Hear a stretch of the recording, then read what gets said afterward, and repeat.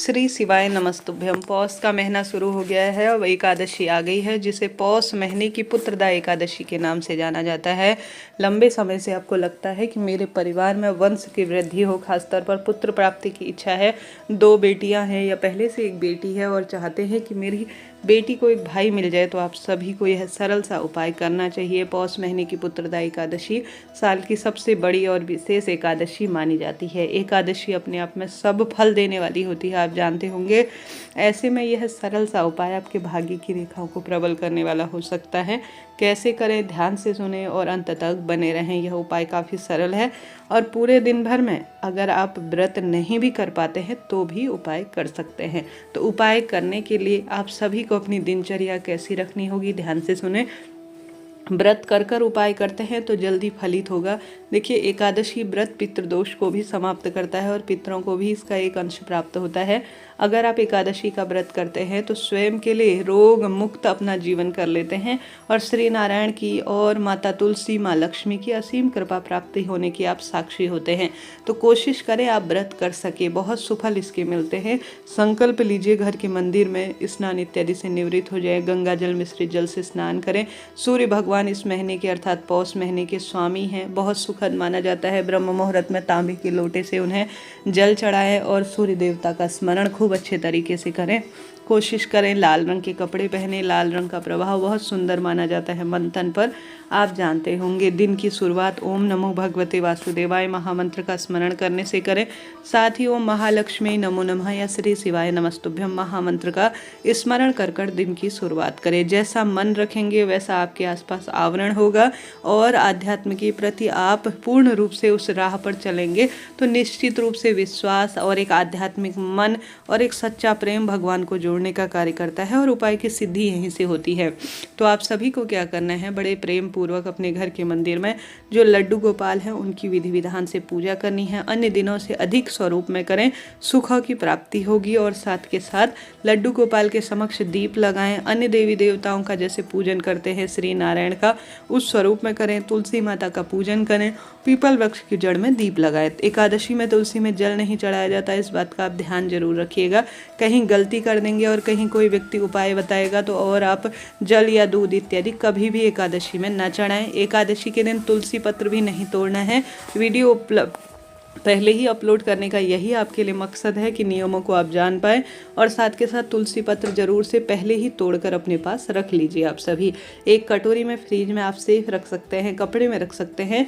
और जो भी चीज़ इस दिन आप भगवान जी को, श्री नारायण को, लड्डू गोपाल को भोग लगाते हैं उसमें तुलसी पत्र जरूर रखिएगा। भले ही 56 भोग आप समर्पित कर दें, परंतु जब तक तुलसी पत्र आप उन्हें समर्पित नहीं करते तब तक वह भोग स्वीकार नहीं करते। इस नियम का आप ध्यान रखते हुए ही कार्य करेंगे जो ज़्यादा उत्तम फलों की प्राप्ति होगी। कोशिश करें विधि विधान से श्री नारायण का पूजन करें और अपनी मनोकामना पति पत्नी संग पूजन करते हुए लड्डू गोपाल का स्नान कच्चे दूध में जो है आप तुलसी पत्र रखकर शंख से करते हैं तो और अधिक यह सुफल परिणाम देने वाला होता है। इसके बाद आप सभी विधि विधान से कोशिश करें, एकादशी है, आप सभी गंगा जल मिश्रित जल शिवलिंग पर चढ़ाएं। और एकादशी जब होती है तो आप स्वधा माता का स्मरण करते हुए कच्चा दूध भी जरूर से चढ़ाएं। कच्चा दूध शिवलिंग पर चढ़ाने से वंश में वृद्धि होती है, आप सब जानते होंगे।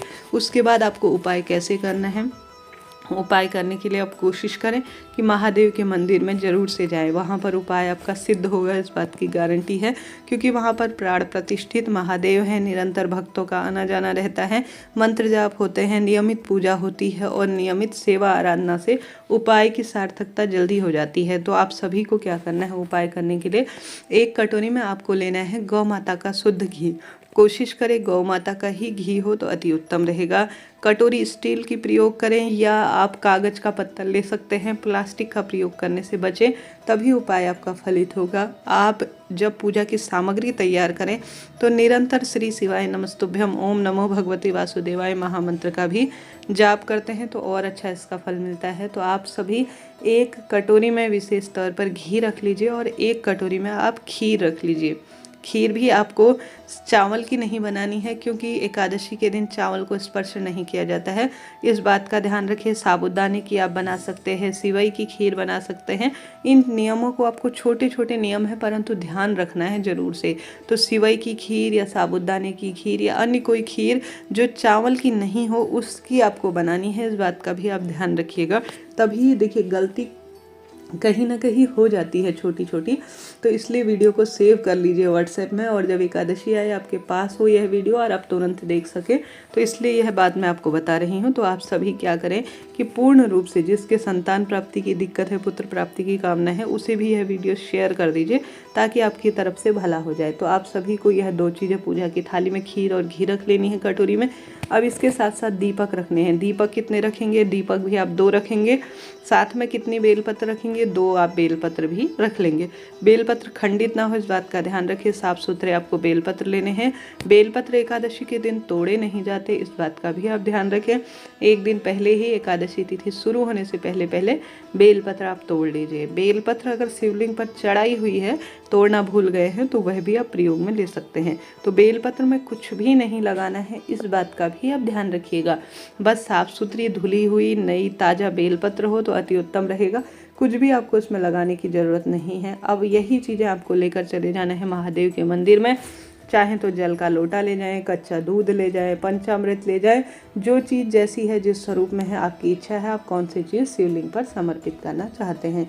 विधि विधान पर आप सभी सबसे पहले पूर्व या उत्तर दिशा की ओर मुख कर लीजिए, और शिवलिंग पर जो भी वस्तु लेकर गए हैं, जल इत्यादि हो गया, कच्चा दूध इत्यादि हो गया, आप समर्पित कर दीजिए। समर्पित करने के बाद आप सभी एक जो दीपक है, जो मैंने 2 दीपक आपको बताए, वह दीपक आपको लगा देना है विधि विधान से पूजन करने के बाद। हाथ के हाथ ही आप सभी जो है, जो विधि विधान से पूजन है, दीप लगा दिया आपने, जल चढ़ा दिया, उसके बाद आपको भोग लगाना है। इसके बाद ही यह प्रक्रिया होती है कि भोग लगाया जाता है। भोग किसका लगाना है? जो खीर बनाकर लेकर गए हैं वह, और जो घी है उसका आपको भोग लगा देना है विधि विधान से, ठीक है। मंत्र जाप जरूर कीजिएगा। ध्यान रहे दक्षिण दिशा की ओर आपका मुख ना हो, पश्चिम दिशा की ओर भी आपका मुख नहीं होना चाहिए, उत्तर या पूर्व दिशा की ओर ही आपका मुख हो। इस बात का ध्यान रखते हुए आपको शिवलिंग के आसपास भोग लगा देना है।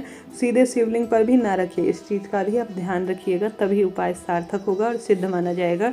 उसके बाद आपको विधि विधान से पूजन करने के बाद, दीप लगाने के बाद, आप सभी को जो है प्रसाद भोग लगा दिया। अब 2 बेलपत्र भी शिवलिंग पर कहीं भी चढ़ा दीजिए, कोई दिक्कत नहीं। शिवलिंग के ऊपर चढ़ा सकते हैं, माता अशोक सुंदरी के स्थान पर, माँ गौरा, कहीं भी दोनों बेलपत्र आप चढ़ा दीजिए।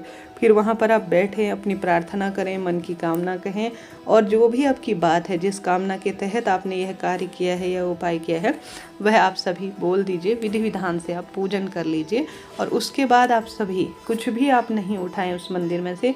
भोग जो लगा रखा है उसे वैसे ही छोड़ दीजिए। जिसकी इच्छा होगी वह जिस स्वरूप में चाहे इसे ले जाए। बस आप सभी वह जो 2 बेलपत्र है जो शिवलिंग पर चढ़ाई गई है और अपने आप में अभिमंत्रित हो गई हैं, अपनी मनोकामना कहते हुए आपने चढ़ाई हैं, उन्हें उठा लीजिए।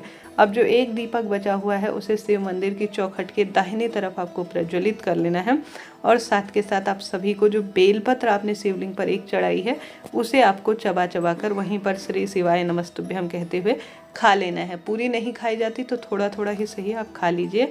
उसके बाद एक जो बची हुई बेलपत्र है वह अपने पति के लिए घर लाकर आप खिला दीजिए। गुरुजी कहते हैं अपने पति को यह जो आपने विशेष भोग लगाकर समर्पित कर रखी है जो बेलपत्र है, और स्वयं आपने जो बेलपत्र पुत्रदा एकादशी के दिन शिवलिंग पर चढ़ाई है और उसे भोजन स्वरूप अर्थात प्रसाद स्वरूप ग्रहण किया है अपनी मनोकामना कहते हुए, तो निश्चित रूप से जिस कामना के तहत आपने यह कार्य किया है वह कामना तत्काल सिद्ध होगी। रोग दोष कष्ट संकट पीड़ाओं से मुक्ति मिलना आरंभ हो जाएगी। तो इस तरह से आप मन की कामना कहते हुए पौष पुत्रदा एकादशी 10 जनवरी 2025 को है, तो कोई ज़्यादा दूर नहीं है, मात्र इतने ही दिनों का समय है। तो 10 जनवरी 2025 को यह कार्य आपको पूरे दिन भर में रात्रि तक जब भी समय मिले तभी आप कर लीजिएगा। साथ के साथ जैसे आप नहीं कर पाते हैं, ऑफिस का काम है, आपको लगता है, तो आप अपनी बहू के लिए कर सकते हैं, माता अपने जो है बेटियों के लिए कर सकती हैं कि उन्हें पौष में पुत्रदा एकादशी के दिन पुत्र प्राप्ति की इच्छा है तो वह पूर्ण हो, ऐसी प्रार्थना करते हुए। तो कुल मिलाकर घर का कोई एक सदस्य इस कार्य को कर लेता है तो उपाय निश्चित रूप से फलित होता है और संकट कष्ट पीड़ाओं से मुक्ति मिलना आरंभ हो जाती है। आशा है, उम्मीद है वीडियो आपके लिए उपयोगी रहा होगा। कोई भी प्रश्न हो तो कमेंट्स बॉक्स में छोड़ दीजिए, सभी प्रश्नों का आप जवाब पाएंगे। देखिए, विश्वास से करेंगे। 2 ही पुत्रदा एकादशी आती है, एक सावन महीने में और एक जो है यह पौष महीने में। तो 2 मौके आपके पास हैं।